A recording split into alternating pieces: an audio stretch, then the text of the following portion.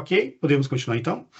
Então, pessoal, né, como tinha falado então, né, temos então uma questão, né, envolvendo então essa parte, né, de trabalhar então a questão dos impactos, né, alimentares, né, e todas as consequências, né, que advêm então dessa situação, no qual então, né, existe então uma realidade então onde as pessoas, né, estão usando medicamentos porque têm alterações laboratoriais que precisam ser corrigidas, né, então exames que denotam uma patologia que precisa ser corrigida.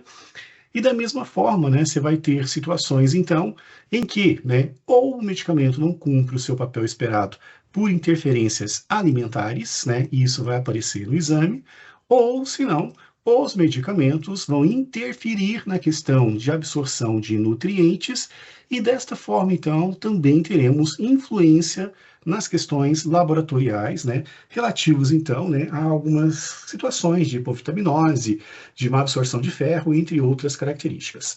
Então, são coisas, né, que acabam se entrelaçando, né, e que a gente, então, precisa compreender, sempre tendo em mente, né, que existe uma questão, né, um parâmetro, né, para a gente estar observando, que envolve justamente a questão, né, dos exames laboratoriais.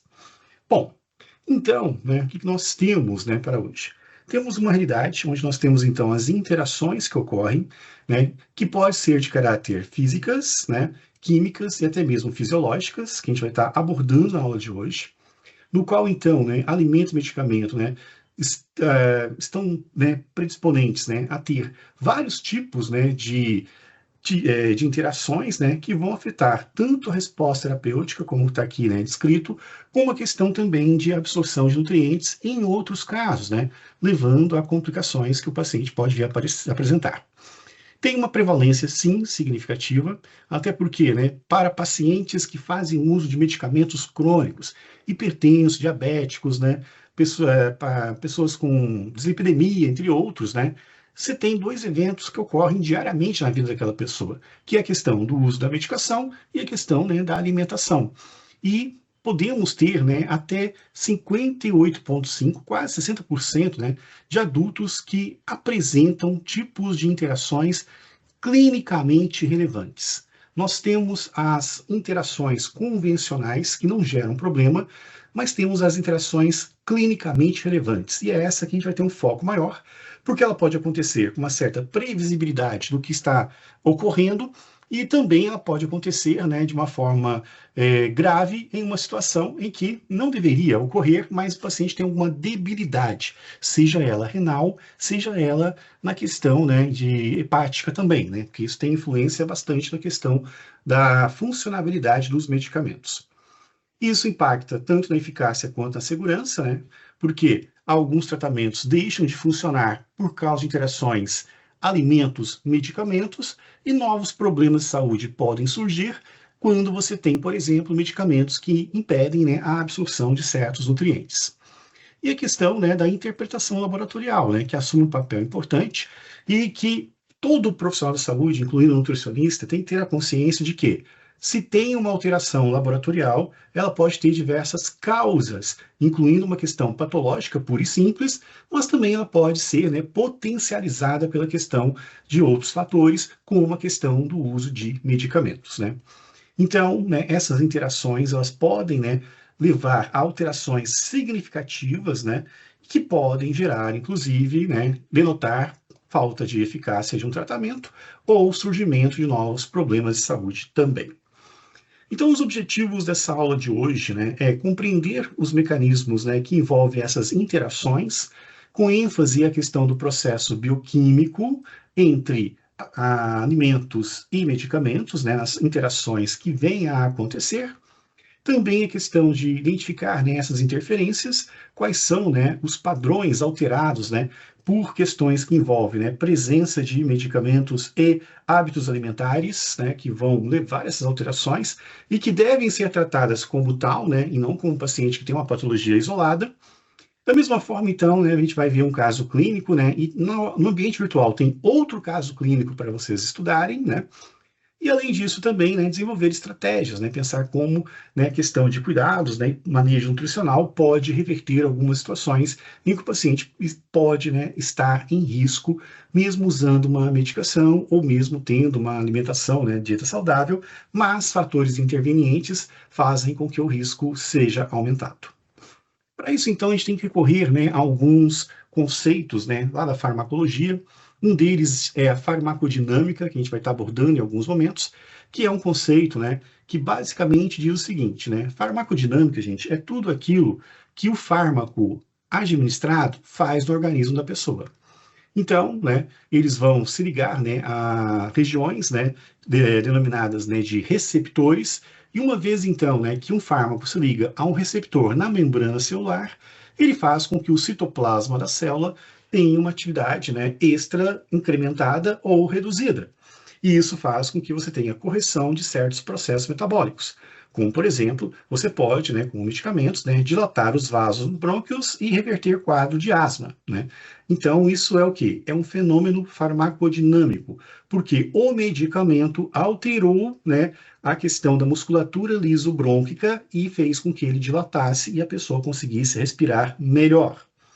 Então, esses aumentos, né, funcionam e a gente pode dizer que a ação do fármaco, né, com o receptor é análogo, né, a uma questão de uma chave e fechadura. Então, é como se ligasse o carro, né, você coloca a chave, o carro começa a andar, é como se fosse uma ação de um fármaco também. Então, o fármaco encontra a sua fechadura na membrana e faz com que alguma coisa aconteça na célula que, né, é para o benefício das pessoas, né. Daí então, né, você tem também, né, outras formas de agir, como por exemplo, diminuir algumas funções, como por exemplo, se o coração está acelerado, né, você pode usar fármacos chamados beta-bloqueadores adrenérgicos, que vão fazer, né, com que você tenha então uma resposta diminuída quando a coisa é excessiva, né? Ou até mesmo as ações, né, nos neurônios também, onde, né, algumas enzimas são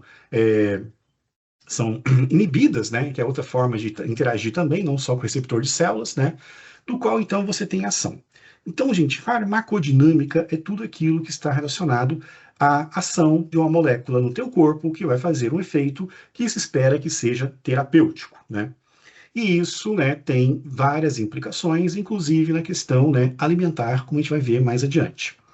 Um outro conceito é farmacocinética, né? Enquanto farmacodinâmica é o que a molécula faz com o nosso organismo, né?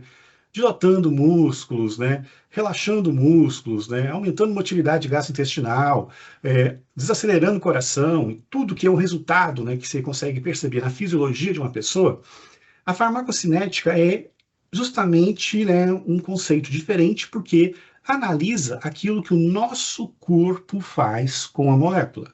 Uma coisa é o que a molécula faz com o corpo da gente. Outra coisa é o que o nosso corpo faz com essa molécula, porque você tem etapas, né, que devem ser cumpridas no uso de um medicamento, como, por exemplo, a absorção de fármacos, né?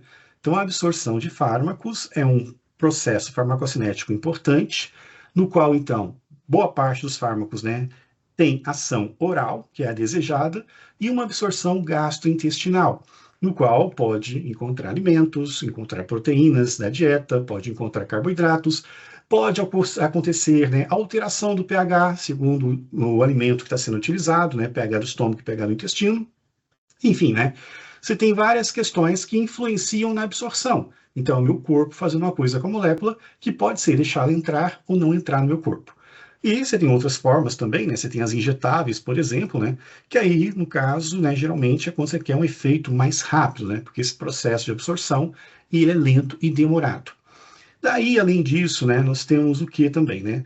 Além, então, da absorção, você tem que ter a chamada biotransformação hepática, que envolve, né, o órgão que a gente viu, né, na aula passada, o fígado, no qual você tem duas possibilidades, né? Ou o fígado vai ativar uma molécula que está inativa e ela vai ter o efeito farmacodinâmico dela, ou, né, a molécula, né, vai passar pelo fígado e vai se tornar hidrofílica para sair na urina, né? Então, o fígado desempenha dois papéis importantes, né, sendo que um dos papéis, né, está relacionado, né, à biotransformação, que leva, né, à questão da distribuição do fármaco pelo corpo, e também pela questão, né, da eliminação na urina, né, sendo um fator decisivo, né, porque toda a eliminação, né, de substâncias, né, em grande maioria, na verdade, né, acontece na urina pelo sistema renal, né. Então é assim que acaba acontecendo, né? E a gente precisa ter uma boa saúde hepática também para que tudo isso aconteça adequadamente, né? Então, esses fenômenos, né, a gente vai estar trabalhando, né, ao longo da aula de hoje, porque você tem, né, desde uma questão de alimentos que impedem a absorção de fármacos e também alimentos, fármacos que impedem a absorção de nutrientes e que vai se manifestar em uma patologia mensurável por um exame laboratorial. Da mesma forma também, se o fígado não está bem, ele não consegue, por exemplo, fazer a eliminação correta do fármaco, ele pode bioacumular e problemas vão acontecer. Então a gente tem, né, N situações envolvendo, né, uma situação, né, que é de todo cidadão, que é a alimentação, e uma, né, que ele adquire ao longo da vida, né, por ter uma doença crônica, que é usar a medicação, e as duas coisas acabam, né, caminhando juntas e tendo muito cuidado. Tanto que, né, nós temos aí, né, uma vasta literatura que fala a respeito disso, no qual, né, medicações não efetivas estão muito relacionadas à questão de anulação por efeito de má alimentação, né, o antagonista alimentar, né, que a gente fala, e também, né, as medicações não são efetivas pela complexação química, né, que acontece de alimentos com medicamentos, né, sendo que um dos mais clássicos, né, é a questão do captopril com proteínas, né, que faz com que o captopril, né, forme uma nova molécula e não tenha a sua ação terapêutica, que é para hipertensão arterial sistêmica. Nesses casos, o paciente tem que usar a medicação em jejum, né, e, obviamente, né, toda uma alimentação apropriada em casos, né, refratários. Bom, então, né, como foi mencionado no início, né, nós íamos falar sobre os tipos de interações. Um dos tipos, né, são as interações físico-químicas, né, do qual então você tem componente dos alimentos, né, que formam complexos com medicamentos, né, complexos químicos, né, do qual então, né, os mais comuns, né, são a quelação de minerais com antibióticos, por exemplo, além do que eu citei, né, da questão do captopril com proteínas. Então você tem, né, situações onde, né, principalmente, né, o cálcio, né, consegue interagir, né, com o fármaco, né, e você não ter mais ação esperada do fármaco. Isso vai refletir, por exemplo, né, numa questão de uma infecção que não cessa, por uma questão de uso, né, indevido de certos alimentos nesse processo. E também o contrário, né? O cálcio ele pode capturar, né, o cálcio, né, o antibiótico pode capturar o cálcio, e desta maneira, né, você tem então uma situação de, né, hipocalemia, do qual, né, os ossos acabam sendo muito afetados, né? No passado se usava muito tetraciclina de uma forma indiscriminada e muitas crianças acabaram tendo, né, problemas, né, dentários, né, por causa de falta de fixação do cálcio nos dentes por questão de uma interação com o antibiótico tetraciclina. Temos também as interações fisiológicas, né, que envolvem alterações do ambiente gastrointestinal, com mudanças do pH gástrico, que afetam a dissolução e a absorção, né, dos medicamentos e nutrientes também. Temos aí, né, uma questão envolvendo, né, os inibidores da bomba de prótons, por exemplo, que envolve, né, a questão de alteração do pH, obviamente, né, que você está com uma acidez estomacal, né? E você usa então o omeprazol para não ter acidez estomacal, e um dos resultados pode ser a chamada acloridria, que é, né, uma alteração muito brusca no pH, uma elevação do pH, né, deixando ele muito mais alcalino do que deveria, né, não é mais ácido, fica extremamente alcalino, e isso atrapalha muito a absorção, principalmente de vitamina B12, né? Do qual você tem aí vários casos, né, de pessoas que apresentam demência por um uso prolongado, né, de omeprazol. Fenômeno que também acontece com a metformina também, que é um medicamento usado para diabetes, né? Por isso, então, né, essa dosagem, né, de B12, quando baixa, precisa rever, né, alguns fatores condicionantes, como o tipo de medicação que acaba sendo utilizada. Daí, então, as interações metabólicas, né, no qual, então, você tem, né, alimentos que induzem ou inibem enzimas, né, hepáticas, por exemplo, tem alguns alimentos que realmente aceleram a atividade do fígado, e isso pode, né, afetar a questão da eliminação do fármaco, inclusive, né, que são situações um pouco menos comuns, né, mas é preciso ficar atento a isso também. E as interações farmacodinâmicas, né? Lembrando que o farmacodinâmico se refere àquilo que a molécula do medicamento faz no organismo, né? Então, o que nós temos, né? Nós temos um tipo de interação onde, né, você pode ter um antagonismo ou potencialização de um efeito. O que seria o antagonismo nesse caso, né? nós temos, por exemplo, já citei aqui na aula, né, a metformina, que é um medicamento, né, que visa controlar, né, a glicemia no sangue para os pacientes diabéticos. Então, o paciente diabético utiliza metformina para você ter um controle melhor, né, da taxa glicêmica no sangue. Esse é um ponto. Agora, se você utiliza essa medicação e não segue, né, uma dieta adequada com relação, né, a carboidratos, você conserta de um lado e estraga do outro, né? Então existe, né, essa possibilidade que precisa ser considerada, né? E o mesmo vale também para a hipertensão arterial, né? Às vezes você tem todo o esquema medicamentoso usado para pressão arterial, mas alguns alimentos contendo sódio, né, acabam atrapalhando. E, né, temos que entender também o outro lado da população, que às vezes não estão cientes, né, de tudo, né, de como as coisas funcionam. Muitos hipertensos, né, isso é quase que geral, acreditam, né, que o problema do sódio é o sal tempero, o pozinho, né, que a gente usa para temperar. E esquece, né, da grande quantidade de alimentos que tem, né, sódio, como os embutidos, né, como refrigerante zero, por exemplo, né, entre outros tipos, né, de alimentos, né, que contêm muito sódio, mas as pessoas acabam não percebendo e associa somente a questão do tempero. Daí então, né, as interações, né, vamos ver, né, como o fármaco vai ser absorvido, a questão intestinal, né, no qual então você tem alguns fármacos que têm interação direta com alimentos, né? Um exemplo, né, são os medicamentos para Parkinson, por exemplo, né? O medicamento para Parkinson, ele não é muito bem absorvido, ele precisa de um transporte ativo, que é um transporte ativo lá nas membranas das células intestinais, que estão ligados, né, à questão de absorção de proteínas. Claro que, tendo as proteínas para serem absorvidas e tendo, né, um agente diferente, que é um medicamento, né, que o próprio organismo não reconhece muito bem, a preferência de absorção sempre será da proteína e o fármaco pode não ser absorvido e ser eliminado nas fezes, né? Por isso que o fármaco para Parkinson tem que ser usado, então, em jejum, para ter melhor efeito, né? Então, se tem várias situações, né, envolvendo essas condições, né, que envolve isso, que acabei de dizer, né, competição por transportadores, por exemplo, e a questão da metabolização hepática, que pode ser também alterada por alguns alimentos. Além da questão da excreção também, né, alteração renal e biliar também pode afetar também algumas questões medicamentosas. Então, quais são os efeitos, né, das interações alimento-medicamento, né? Você tem um aumento da biodisponibilidade, que é a quantidade circulante, né, que pode acontecer quando você tem uma inibição hepática e que, né, se a pessoa já tem um problema hepático prévio, como a gente viu na aula passada, isso se potencializa cada vez mais, podendo levar até situações de toxicidade. Temos a diminuição, né, da biodisponibilidade, né, da quantidade circulante, quando você tem a redução da eficácia e falha no tratamento.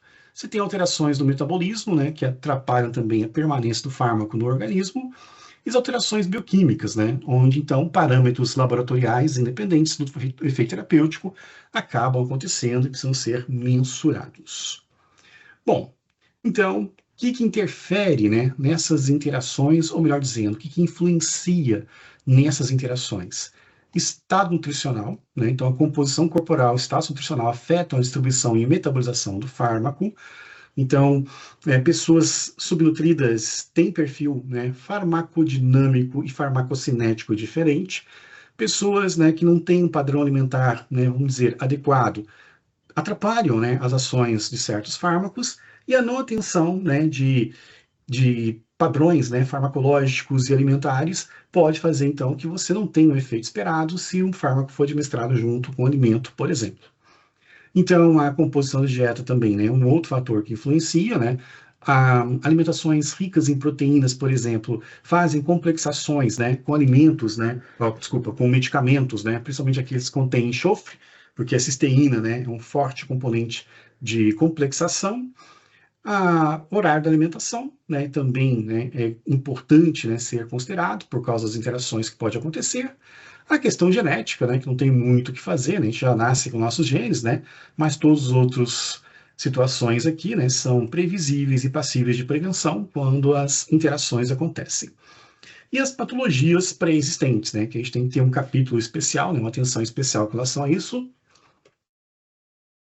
porque principalmente quem tem alterações hepáticas que a gente viu na aula passada, e alterações renais, que a gente viu, né, faz uns 20 dias atrás, né, modificam o metabolismo do medicamento, que vai expressar em alterações nos exames clínicos, no qual, né, as condutas devem ser consideradas não somente da patologia envolvida, mas das medicações utilizadas e do padrão alimentar que está sendo, né, realizado por aqueles pacientes. E quais são, né, alimentos com alto poder, né, de interação? Vários, né? A grande maioria dos medicamentos, dos alimentos podem gerar, né, interações, né? Não tem um alimento mais ou menos, né? Como eu já mencionei, né, os laticínios têm as suas características, o álcool tem as suas características, né? As folhas verdes têm suas características, né? As questões cítricas também, e assim por diante. Bom, daí então, né, com relação aos exames, então, né, a gente tem, né, várias questões envolvidas durante a fase de elaboração do exame, desenvolvimento do exame, no qual, então, a fase analítica, né, que é onde, então, né, o biomédico ou o bioquímico, o farmacêutico, estão analisando, né, é necessário, então, né, saber se existe, né, alguma questão envolvendo a medicação, que às vezes não aparece, né, para quem está realizando o exame, e é fundamental que o profissional que atende o paciente, né, na sua anamnese, né, tenha claro que tipo de medicamentos estão sendo utilizados para uma investigação, para entender o que está acontecendo, né, e assim reverter, né, alguns quadros de uma forma mais lógica e mais racional, pautado, né, em todo o cenário que o paciente se encontra, né. Então, é importante, né, na hora de interpretação dos exames, né, compreender que aquele resultado pode ter alguma influência da medicação em uso. Quais medicações ele está usando, né? O que eu preciso conhecer a respeito, né, de certos medicamentos que pode estar interferindo? E, né, existe uma questão talvez mais específica de estratégia alimentar que deva ser adotado em função da pessoa que precisa usar o medicamento, que não tem como abrir mão dele, né, vai precisar usar a medicação, e a questão dos exames que ele apresenta, sendo então a alimentação um terceiro fator que pode ajudar a corrigir esses problemas e a pessoa ter, né, uma vida mais saudável. Então são as questões, né, que são levantadas, né, que a gente precisa compreender, né, para uma efetiva ação, né, em saúde desses pacientes. Então, as interferências bioquímicas, né, quais que a gente pode, né, apontar inicialmente, né, que pode acontecer. Então, dividir aqui entre parâmetros, medicamentos e efeitos que acontecem, né, para mostrar para vocês, então, né, quais são, né, algumas alterações, né, ou melhor dizendo, interferências que acabam acontecendo. Vamos começar pela glicemia, né, que a gente estudou lá no começo, né, a gente viu, né, que tem 3 tipos de exame praticamente, né, tem a pós-prandial, o jejum e a hemoglobina glicada, né, além de outros também que são utilizados, no qual é caracterizado, né, por uma questão, né, de ter, né, a glicose no sangue, mas alguns pacientes vão ter um excesso, seja pela falência do pâncreas, seja por resistência insulínica ou, né, outros fatores que compõem a síndrome, no qual, então, né, você tem alguns medicamentos, né, como corticoides, como a prednisolona também, beclometasona, entre outros, né, que tem um efeito, né, farmacodinâmico que faz com que a glicemia aumente. Assim como também, né, alguns fármacos tiazídicos, como hidroclorotiazida, que tem a função de ser um diurético, mas que também faz a elevação da glicemia. Em pacientes normais, né, que não têm um comprometimento, o uso desses medicamentos, né, o corticoide seria para dor, alergia, né, em outras situações, talvez faça uma elevação muito discreta da glicemia, que não vai gerar mais problemas para o paciente. Agora, quando você tem uma situação que o paciente já é diabético, né, e vai usar essas medicações, aí você pode ter um certo problema, porque ou você está anulando o efeito da medicação também, vai manter uma glicemia elevada e isso traz prejuízos para o paciente.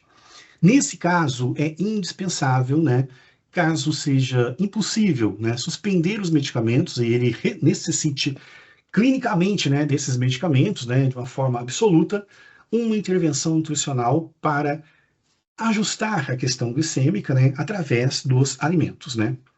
Então, esses medicamentos contribuem, então, para o quê? Para o aumento da glicemia que, repito, em pacientes normais, que não são diabéticos, talvez seja uma coisa discreta, a interação convencional que a gente fala, que não gera preocupações, mas se é um diabético, esse tipo de interação leva, né, a riscos aumentados, né, e anulação do efeito do medicamento, né, expondo o paciente a risco.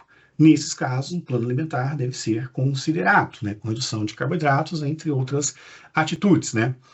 E na hora de interpretar um exame com relação a isso, né, de um paciente que está, né, fazendo, né, o tratamento corretamente, tudo mais, o resultado não chega, tem que se considerar na avaliação e anamnese o que o paciente usa, no caso o paciente diabético, né, para saber se, né, essas situações não contribuem para um valor aumentado e que isso então requer estratégias diferenciadas, né. Um outro exemplo é o perfil lipídico, que a gente também já estudou, né? Já vimos lá na questão dos colesteróis, né? A fração dos colesteróis, índice Castelli e tudo mais, né? Os triglicerídeos também, no qual você tem alguns medicamentos que interferem, como a questão de beta-bloqueadores, né?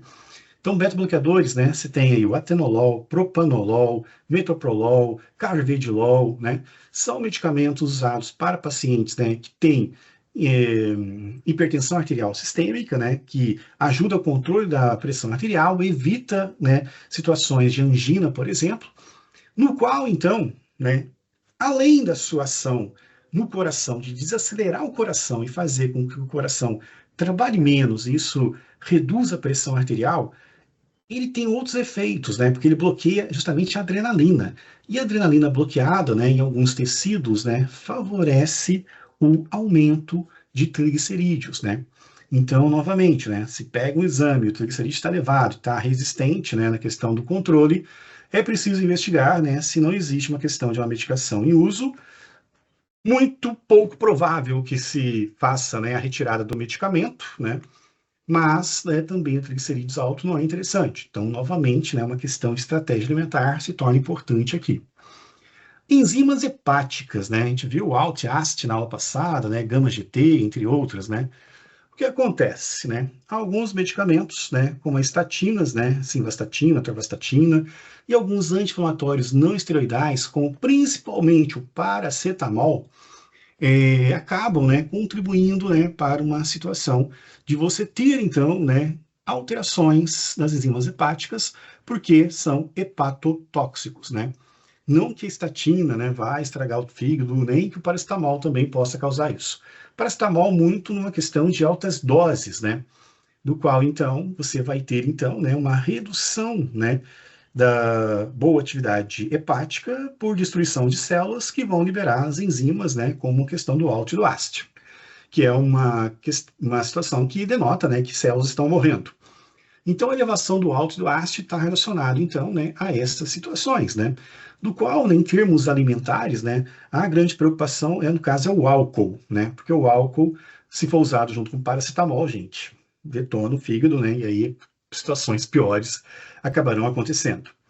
Os eletrólitos, de uma forma geral, né? Os diuréticos, novamente, né? Agora, não só o tiazídico, como hidroclorotiazida, mas também, né, furosemida, né, entre outros, né, que podem levar, né, à depressão do potássio, à redução excessiva de potássio, uma hipotassemia, que pode se manifestar desde uma situação em que você tem, né, câimbras, até situações você pode ter arritmias cardíacas, né? Porque o potássio desempenha um papel fundamental na questão da manutenção, né, da função elétrica de contração do músculo cardíaco. Então, né, um diurético, né, como hidroclorotiazida, que está lá controlando a pressão arterial da pessoa, pode gerar, né, essas influências todas, né, e a pessoa ter uma hipotassemia. Claro que então, né, novamente, dietas, né, deverão ter que ser pensadas, né, considerando esta perda, né, que pode estar acontecendo. E a função renal, que a gente também já estudou, né? Então, tanto os AINES como inibidores da ECA também, né? Captopril, Enalapril, entre outros, né? Também, né, podem fazer alteração na creatinina, né? Levando, então, né, a cuidados especiais, né? Daí, então, o que a gente pode pensar, né, em termos, né, de questões, né, alimentares, né, frente, então, a essas situações, né, que a gente acaba encontrando, então, né? Então, nós temos aí, né, algumas situações, né, que precisam ser, então, trabalhadas e pensadas, né, do qual, então, você tem, né, a questão e fato dos alimentos, né, que são, né, citados na literatura científica nessas situações. Então, no caso da glicemia elevada, né, com os corticoides tiazídicos, né, do qual, então, se a pessoa é diabética, né, esse aumento pode tornar clinicamente relevante, né, você tem, então, né, a questão dos carboidratos, né, envolvidas, né, sendo repensada, né, e considerada, né, numa proporção que considere, né, a parte, a presença dos medicamentos, né. Suspender medicamento às vezes é complicado, né, depende da situação, então é uma questão, né, que deve ser repensada aí, né, na questão da dieta. Perfil lipídico, né, as gorduras saturadas, né, também, né, pensar a respeito delas, né, porque pode estar, né, contribuindo, já que talvez a medicação não tem como ser, né, retirada. A questão do álcool que eu mencionei, né, então toda vez supressão do álcool é sempre interessante, né, nesses casos aqui.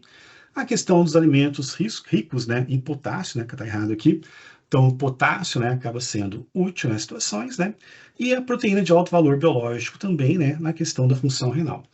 Então, aqui são alguns exemplos, né, de como pode ter, né, alguns insights, né, de como conduzir situações em que, né, você tem, então, um paciente que não tem um problema que a gente chama de per se, mas um problema também relacionado à questão da medicação, onde estratégias devem ser traçadas, porque, na maioria das vezes, né, a suspensão do medicamento deixa o paciente ainda mais em risco, né, então tem que encontrar, né, alternativas aí, né, que mantém o uso da medicação, mas que evite, né, as questões, né, das interações que pode estar acontecendo. Daí, então, né, nós temos também interferências hematológicas, né, então a gente viu ali os eletrólitos, né, agora vamos ver um pouco da questão do sangue, no qual, então, né, você tem alterações na coagulação, então anticoagulantes, né, como varfarina, interagem com vitamina K, né, dos vegetais folhosos, né, alterando o tempo de protombina, né. Da mesma forma, então, né, a contagem celular também acaba sendo afetado pela presença, né, e utilização de quimioterápicos, né, que aí é uma situação também, né, que você tem muitas alterações, na verdade, né, quando a pessoa está fazendo uma quimioterapia, né, do qual, então, alimentos ricos em ferro, né, afetam, né, parâmetros eritrocitários, né. Daí, então, né, também a questão da hemoglobina, né, então fármacos oxidantes, né, pode causar hemólise, né, quebra, né, das hemácias, né, no qual, então, você pode, né, levar uma deficiência, né, de uma glicoproteína, principalmente quando for combinado com certos alimentos. Então, certos alimentos com fármacos antioxidantes, né, você tem uma maior chance de ter uma hemólise e afetar a questão da hemoglobina. Então, você tem aí ó, situações envolvendo, né? Temos as questões hormonais também, né? Na questão principalmente da tireoide, né? Então, medicamentos, né, como amiodarona, né, que é um medicamento usado, né, no controle, né, de pressão arterial, entre outras funções, ele tem como efeito diverso, né, a redução da atividade de T3 e T4, né, das tiroxinas livres produzidas na tireoide, assim como o carbonato de lítio também. Então, esses medicamentos podem levar, né, ao hipotiroidismo induzido por medicamentos, no qual, então, né, algumas estratégias, né, precisam ser pensadas, né, como a questão de alimentos ricos em iodo e crucíferas, né, no qual pode modificar, né, a função tiroidiana nesses pacientes sensíveis e restabelecer uma funcionalidade adequada. Então, a gente vê aqui, né, se o paciente tem que usar, né, você tem estratégias alimentares que podem contribuir para isso. Na questão, né, dos hormônios sexuais, né, os contraceptivos orais, né, podem, né, mascarar, né, questões envolvendo deficiências estrogênicas, principalmente, né, e também os fitoestrógenos, né, da soja podem competir pelos mesmos receptores, né, e levar às alterações, essa aqui não tão interessante, né, no qual, então, né, o consumo de fitoestrógenos tem que ser pensado com bastante cautela e racionalidade, né.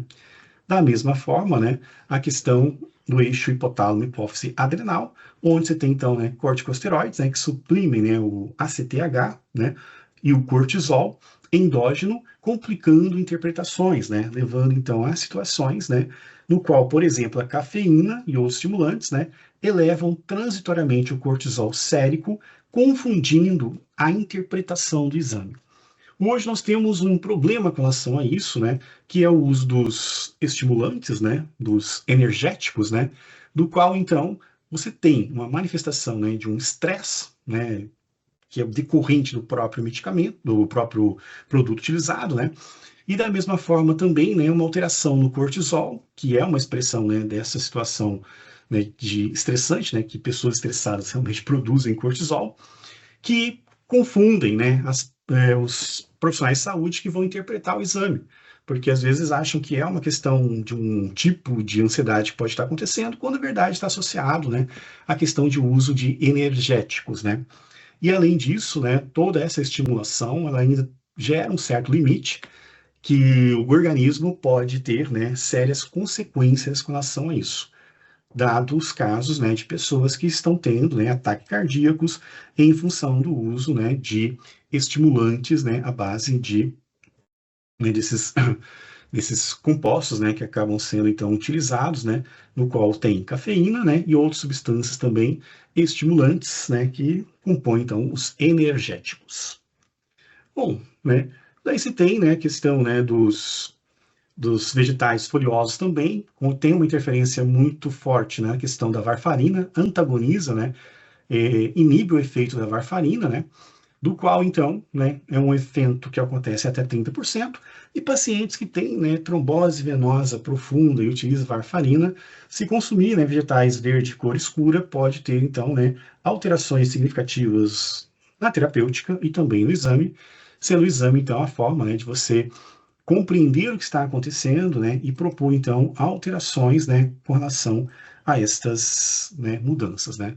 Então, quando você tem o exame do INR, né, que é o exame utilizado, então, para avaliar a coagulação, né, você tem, então, a possibilidade de perceber, né, que existe algumas alterações, e nessas alterações, né, pode estar muito associado, né, ao tipo de alimentação existente, né.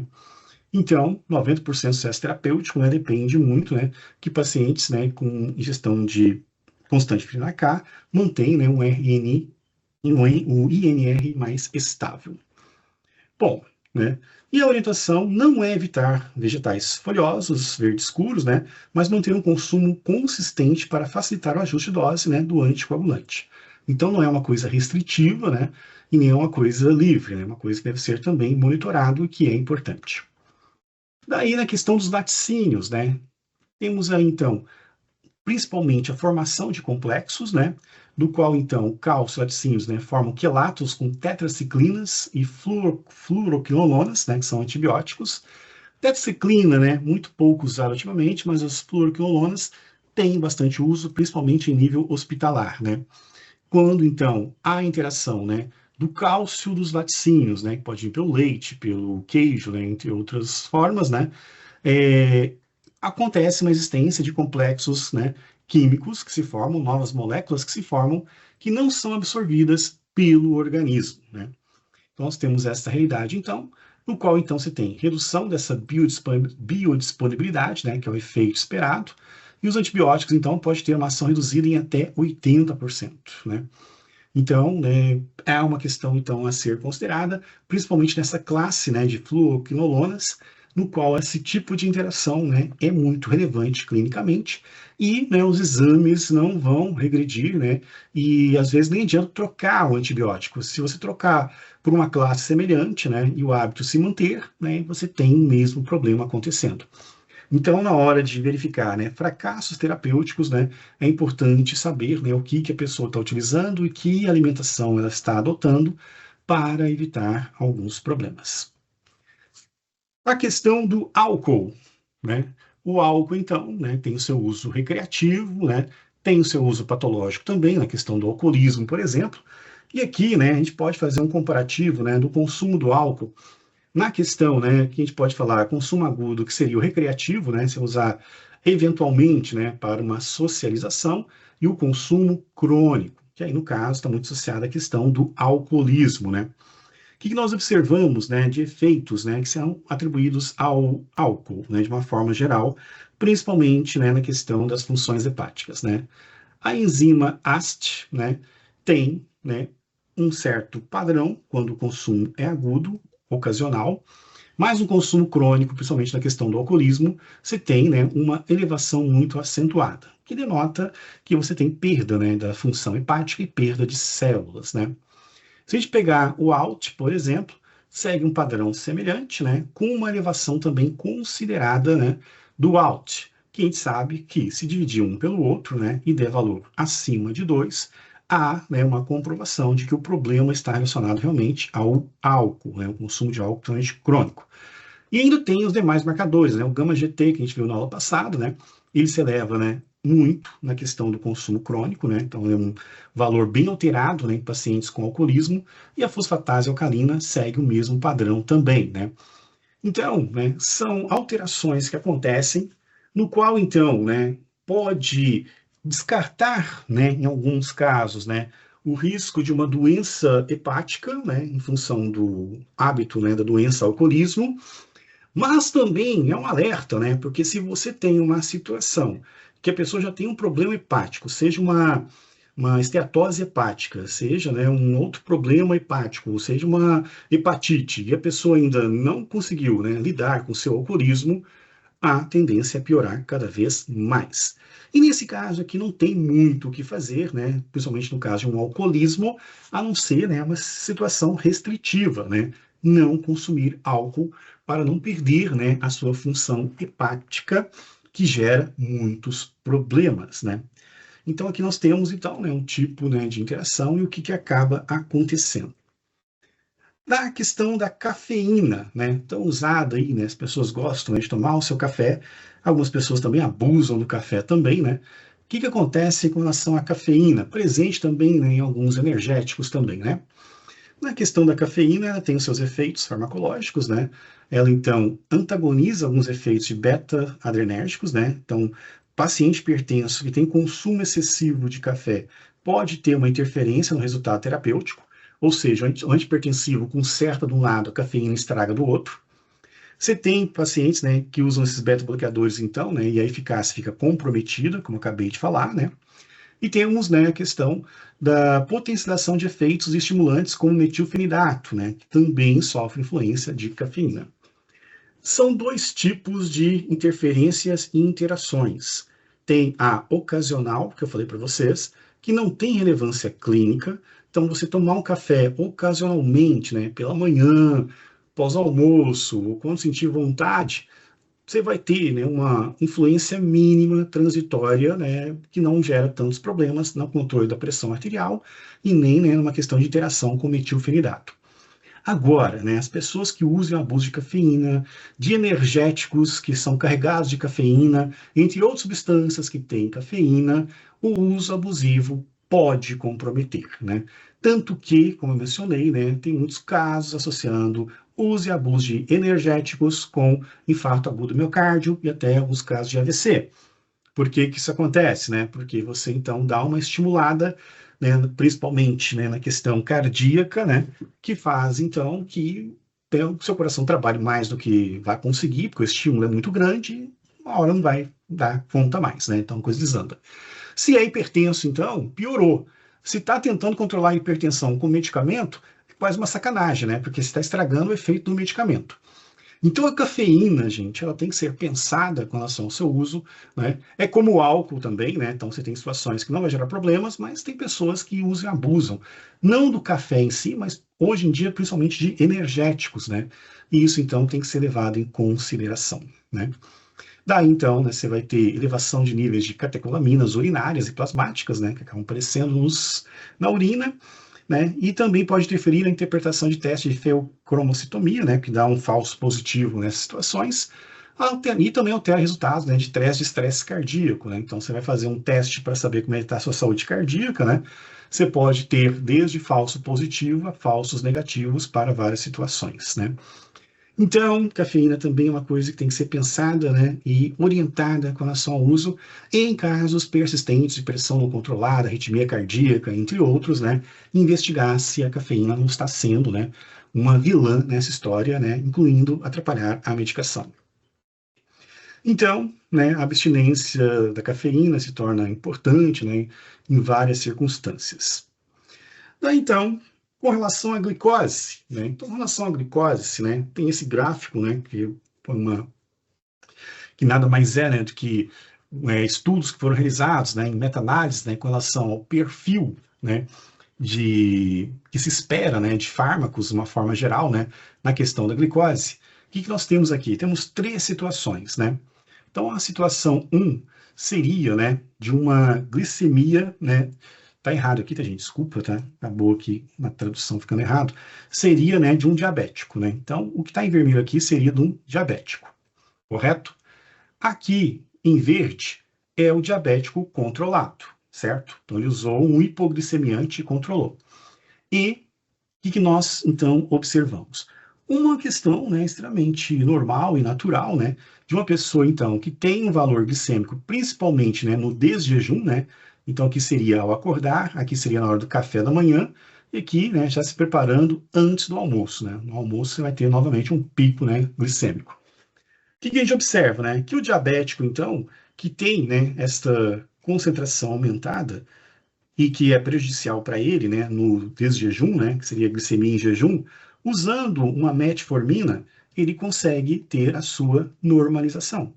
E é isso que se espera, né, ao longo do dia, né, e quando vier as próximas doses do medicamento. Só que aí tem o seguinte, né, nós temos aí os medicamentos corticoides, né, como eu citei, né, prednisona, prednisolona, beclametasona, entre outros, que pode ter uma interação ocasional, sem relevância clínica, mas pode ter também uma interação, né, clinicamente relevante, no qual, então, né, mesmo usando o hipoglicemiante, há uma tendência da glicemia se elevar além do esperado. Se a pessoa não está usando hipoglicemiante, pior ainda mais, obviamente, né? E se está usando hipoglicemiante, você tem uma anulação do efeito, né? Você fica ainda mais descompensado do que você estava antes. Então, em casos de pacientes diabéticos, né, onde você tem uma certa resistência no tratamento, né, investigar a medicação ajuda a compreender o que você encontra no exame, porque aquela dificuldade talvez não é porque o paciente não está aderindo a uma dieta específica, alguma coisa específica, ou a farmacologia específica, né? Pode ser interferências, né, do qual a estratégia, então, tem que mudar. Se for possível trocar a medicação, melhor, mas em certas situações não tem como. Por exemplo, transplantado, muitas vezes usa corticoide constantemente, né, porque o corticoide tem um efeito imunossupressor. Se o paciente tem HIV, dificilmente vai parar de usar um corticoide para o resto da vida, né, porque o corticoide também, né, tem uma questão anti-inflamatória que protege também esses pacientes. Então, são situações que, né, o plano alimentar, então, precisa ser bem específico para tentar corrigir, né, este problema causado pela medicação e trazer a glicemia para mais próximo, né, daquela aceitável. Então, nós temos aqui, então, né, algumas condições, né. Na questão lipídica, né, então, já foi mencionado, né, então, né, que os beta-bloqueadores, atenolol, propanolol, né, carvedilol, entre outros, né, tem essa capacidade de elevar, né, o triglicerídeos e, em alguns casos, até reduzir o bom colesterol, né, que é um dos efeitos que eles são atribuídos a eles, né, e o paciente hipertenso em tratamento pode apresentar perfil lipídico alterado por essa razão. Novamente, uma necessidade, né, de ver a questão das gorduras saturadas e tudo mais, ter um acompanhamento mais próximo desse paciente, né, porque a medicação sozinha não resolve, né, vocês estão percebendo isso, né, se não tiver um plano alimentar junto, não vai funcionar muitas vezes, né. Então, né, exames também que apresentam uma certa resistência, né, verificar a presença de certos medicamentos para compreender melhor, então, este fenômeno e ter estratégias mais adequadas, né, considerando esse fator que a gente chama de interveniente, né, um medicamento alterando algumas situações. Daí, então, nas enzimas hepáticas, né, como já foi mencionado, né, então os AINES, estatinas, né, a hepatotoxicidade, o risco que o paracetamol tem para o fígado, tá, gente? Um erro muito comum que as pessoas cometem, tá, gente? É beber, que não é um erro, né, para divertir, né, o uso consciente, social, né, se for um alcoolismo tem que tratar, buscar grupo de apoio e tudo mais. Estou falando das pessoas que bebem socialmente e adequadamente, né, sem ter a condição clínica do alcoolismo. Exagerou um pouco, acordou de ressaca, não tome paracetamol, porque o álcool já detona o fígado e o paracetamol junto vai detonar mais ainda e você pode ter vários desconfortos, né? Então, né, tem que pensar nisso. E se a pessoa já tem uma hepatite, piorou ainda mais, né? Aí que ela não pode realmente, né? Então, né, são situações transitórias, né, assintomáticas, mas pode também denotar gravidade. E se for o caso de uma pessoa que tem uma doença hepática, né, isso pode tomar proporções piores, né? Nesse caso, então, medidas restritivas, né? Álcool, não. Daí, no caso, né, dos antibióticos, né, então ele pode afetar o gama-GT e a fosfatase alcalina também, né? Daí, então, ficar, né, atento a isso, porque o exame, né, de uma pessoa que está usando amoxicilina, por exemplo, pode dar alterado, quando na verdade, né, é só uma questão do exame que está acontecendo, de um uso do medicamento, e não há de se preocupar, né, porque são questões transitórias, né, e não é uma hepatite em curso.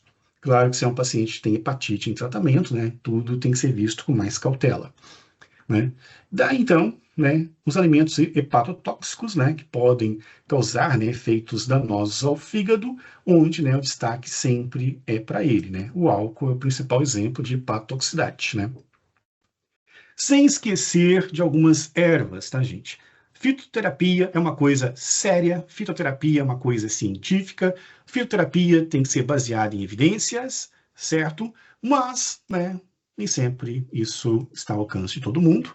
E algumas ervas ditas medicinais, né, que aí como o caso, né, de um cupim doméstico, acho que chama, né, uma dessas, né, e outras plantas aí até muito utilizadas, né, como, né, acho que um tipo falso de boldo, um tipo falso de macela, né, acabam tendo muitos efeitos hepatotóxicos, né, e isso pode gerar danos irreversíveis ao fígado, né.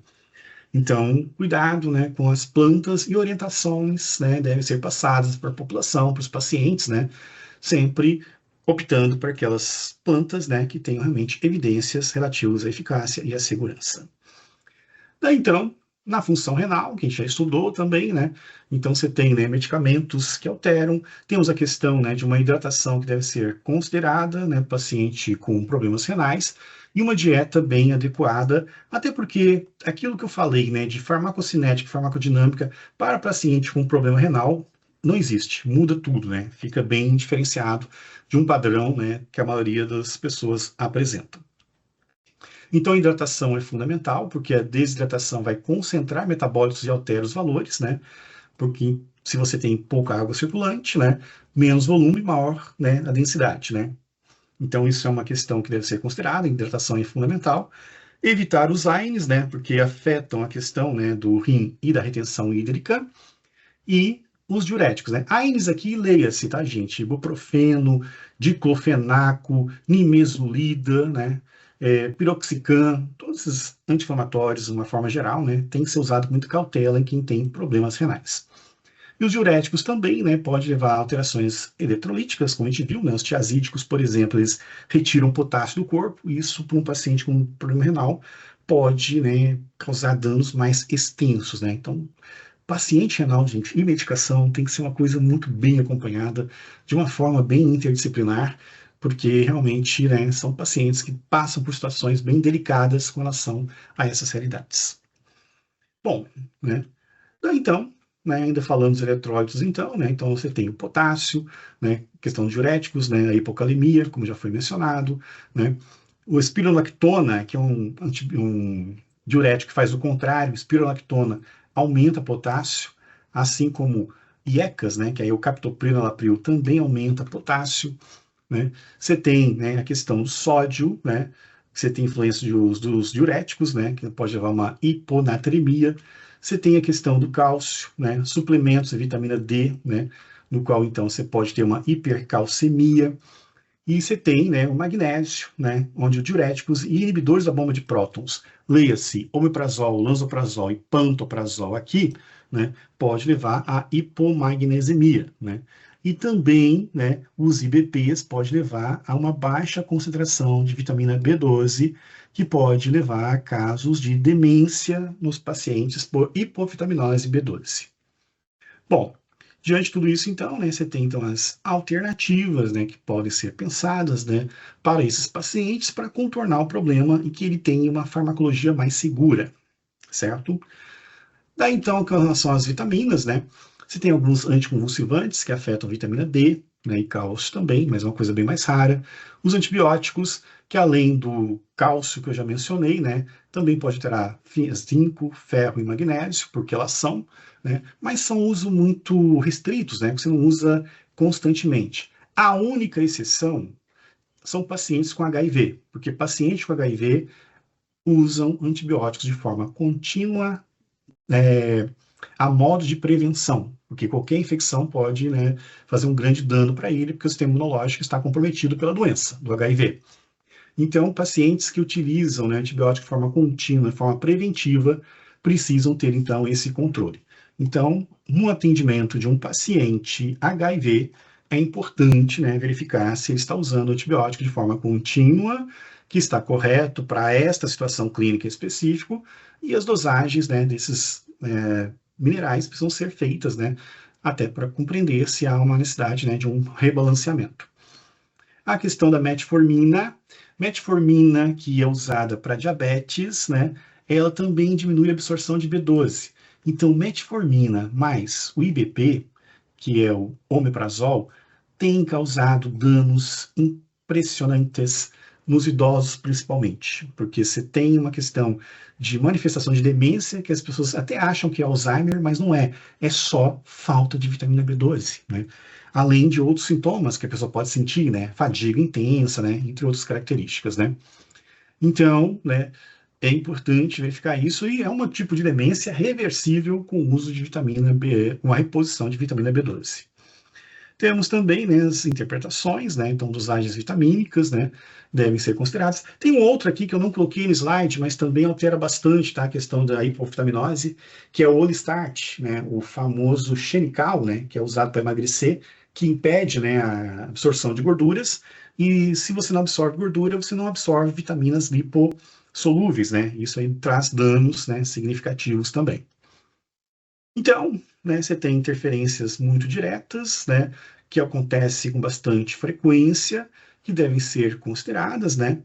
As estratégias devem ser, então, pensadas e estudadas com o paciente, considerando esse fator interveniente, que é a presença de alguns medicamentos. Felizmente, hoje, tá, gente, tem alguns aplicativos, né? Posso até compartilhar com vocês depois, né, em alguns sites também, que permite verificar essas interações, né, de uma forma prática e não precisa estar decorando, né, tudo, né, sobre medicamentos, né, e coisas afins, né. Então, né, existem as questões, né, da relevância clínica, tem a questão de realmente perceber se o paciente está em risco ou não, e que, né, interação alimento e medicamento, né, é uma coisa séria em muitos casos, né. Então, o nutricionista, né, ele pode identificar, né, os padrões alimentares, verificar, né, se o que está acontecendo, principalmente refratariedade, difícil controle, pode ter, né, alguma correlação com hábitos alimentares, né, e a questão dos medicamentos sendo em uso, né, interpretando corretamente os exames, para que tenha, né, um aconselhamento nutricional que inclua esta nova variável, que é a presença de alguns medicamentos que interferem, né, na questão do efeito, e medicamentos que interferem na questão da absorção de nutrientes, como, né, acabei de citar, vitamina B12, alguns outros casos, ferro, né, e assim por diante. E sempre uma perspectiva interdisciplinar, né, que é bem interessante. Podemos ver aqui um caso clínico, né, bem sintético, né, do qual então nós temos aqui o quê, né? Tem um paciente, 52 anos, diabético tipo 2, né? Então, já vimos os exames para isso, inclusive, né? Então, deve ter feito, né, pós-prandial e tudo mais, né? Usando metformina, né? Metformina, então, é um medicamento que, né, controla a glicemia num período de 4 anos. Daí ele teve o quê? Fadiga, parestesia. O que é parestesia? É a dormência nas mãos e nos pés, principalmente, né? E anemia macrolítica, né? Que é o tipo de anemia onde você tem, então, né, não causas, né, relativas a inflamações, né, ou deficiência de ferro, mas você tem outros fatores envolvidos, né, que impede a formação das células vermelhas, que não está associada à questão, né, da eritropoetina, que a gente já viu também em uma aula específica. Daí, então, nos seus exames, o que teve? Hemoglobina 10,5, né? Então, tá pouco. O VCM, né, que verifica a questão da densidade, né, dos glóbulos vermelhos, né, estava elevado. Então, o que acontece, né? Muita produção de glóbulo vermelho, mas a resposta não estava tendo. Vitamina B12 sérica, 180, deveria ser maior que 300. Então, caso de redução de vitamina B12. Hemocisteína elevada, glicemia controlada. Olha o detalhe, né? Você tem, então, né, a metformina fazendo o efeito dela, né, o paciente feliz, porque estava com a glicemia controlada, mas, né, a presença dessa interação trouxe fadiga, né, parestesia, que é um sinal, inclusive, de diabetes não controlada, que não era o caso dele, e uma anemia que ele estava desenvolvendo. Tudo em função do quê? De uma questão de interferência da metformina na absorção de vitamina B12. Uma correta interpretação, então, dessa situação envolve, né, que ele precisa continuar com metformina, né? Inclusive, time que se ganha não se mexe, né? Só que, o que acontece? O uso desse medicamento traz um novo fator aqui, né? E é a explicação para o que o paciente vem sentindo, porque ele está com uma hipovitaminose B12. Se ele usasse IBP, um omeprazol, seria pior, podia estar numa situação já de demência, inclusive. Então, deficiência de vitamina B12 secundária ao uso prolongado de metformina, com manifestações hematológicas e neurológicas, né? Da intervenção nutricional, então, suplementação de B12 com plano alimentar rico em cobalaminas, carne, ovos, laticínios e monitoramento trimestral. Então, aqui é um exemplo, né, que a gente observa em relação a isso, né? E de forma prática, então, gente, detalhar, buscar informações, fazer uma anamnese bem feita, ter a questão das medicações. Acho que vocês devem ter tido farmacologia, né? Recordar da farmacologia, recorrer às IAs sérias e éticas, né? Que ajudam nessas horas, né? Como os aplicativos, né? Que tem, inclusive, já para a área nutricional, para essas interpretações. Ter análise crítica, considerando as questões intervenientes, né? Que podem afetar, né? Educar o paciente, né? Explicar as situações para ele, né? E as correlações que existem, por que tem que fazer, então, agora um novo plano alimentar e tudo mais, né? Do qual, então, né, tudo isso tem sempre a trazer benefícios para o paciente, né? Então, existem as ferramentas, né? Então, existem alguns softwares, né? Inclusive, depois eu passo para vocês, né? Assim, os que tiverem interesse. E, então, a gente pode concluir, né, que existe sim relevância clínica, não existe somente, né, as interações convencionais, tem algumas clinicamente relevantes, que vão afetar a pressão, a diabetes, algumas que vão trazer prejuízo na absorção de nutrientes, né, entre outras situações. Tem impacto laboratorial, felizmente, porque é possível mensurar e descobrir onde é que está o problema, né? Então, no caso que a gente viu um paciente com diabetes normal, mas, né, a vitamina B12 não estava sendo absorvida, ele teve, então, anemia, né, e também manifestação de fadiga, cansaço, entre outras coisas. O nutricionista, então, como profissional essencial para essa identificação, manejo e entendimento, né? E uma abordagem sempre, né, considerada caso a caso, porque se o paciente tem outras particularidades, né, os problemas tendem sempre a ter uma perspectiva mais grave, né? Como o caso que a gente viu, acabou de ver, né? Poderia o paciente, por exemplo, né, usar um omeprazol, que seria pior, podia ter outras complicações. Então, gente, da parte teórica era essa. O que eu quero agora ver com vocês é a questão, então, do exercício, né? Só fazer um breve comentário do caso e deixar vocês, então, desenvolverem a atividade, né? Que faz parte aí da nossa proposta, né? Então, tem um caso clínico aqui, né? No qual, então, você tem uma mulher agora, 66 anos, no qual o seu histórico é hipertensa, dislipidêmica, com osteoartrite e relata episódio de tontura, fraqueza muscular, cãibra nos últimos 2 meses. Do que a gente falou aqui, né, já dá para tá fresco na cabeça, a gente já começa a desconfiar, né? Fraqueza, pô, será que tem alguma coisa influenciando a vitamina B12? Muscular e cãibras, né? Será que tem alguma coisa influenciando no potássio, né?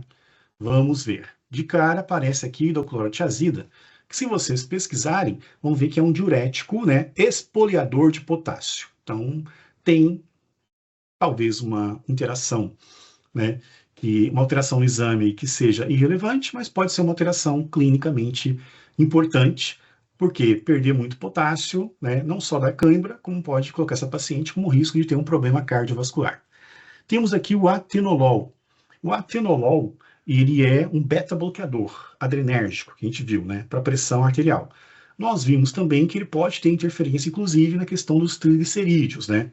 Então é importante ver se, né, não tem uma alteração nesse exame. Se não tenha, seria uma condição de pedir um exame, né, para essa situação. Prednisona, corticoide, né, provavelmente para a sua osteoartrite. Então, provavelmente vai ter que usar constantemente, né? Daí que aconteceu, né? Isso aqui pode afetar a glicemia, por exemplo. Se ela é diabética, não tem medicamento para diabetes aqui, mas verificar o risco de diabetes é importante já para essa paciente. Se for, né, pode ser realmente fato que ela esteja diabética e o medicamento está piorando a situação, não, ou se não, né, quem sabe, né, com essa idade mesmo, ela não teve ainda diabetes, né, 2, né, mas o fármaco pode estar induzindo a uma hiperglicemia.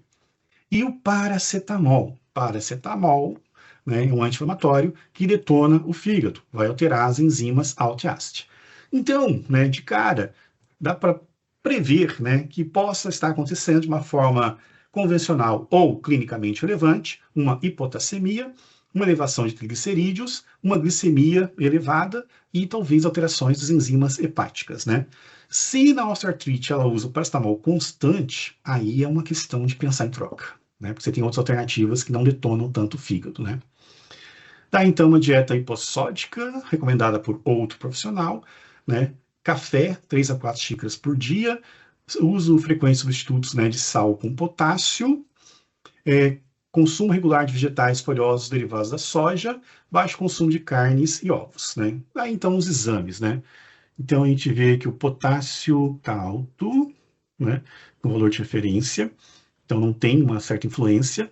O sódio, né, 130, está dentro. Glicemia, 196. TGO, 48. TGP, né, que é o ALT, né, 65. Aí dá, não vai dar por 2, né, mas façam a divisão. Creatina 1,4, LDL 142 e triglicerídeos 225, né? Procure os valores de referência. Então, gente, tem as perguntas, então, para serem feitas, correto? Dê uma lida com calma, analise o caso com calma. E, importante, tá, gente? Se você sentirem falta de algum exame, pode colocar na resposta que solicitaria tal exame. Justifica, tá? Porque na vida real acaba acontecendo isso, né? Não tudo vem mastigadinho e pronto, né? Só interpreta, então, veja o exame, veja se tem interações manifestas, interações ocasionais, interações clinicamente relevantes e o que pode ser feito para esta paciente, tá? Não se atenham muito à questão farmacológica, né? Porque não é o principal de vocês, mas sim a questão do que esses medicamentos podem estar influenciando